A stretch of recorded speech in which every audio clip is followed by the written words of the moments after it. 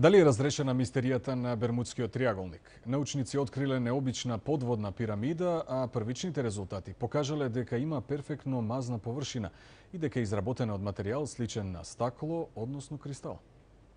Огромна стаклена пирамида е пронајдена на дното на морето во областа на познатиот Бермудски триаголник. Според научниците, токму таа е можеби причината за големиот број мистериозни исчезнувања на бродови и авиони во тоа подрачје.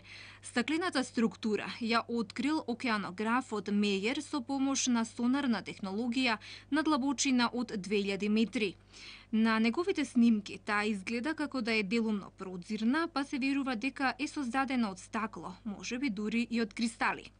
Има 4-аголна база, долга 300, а широка 200 метри.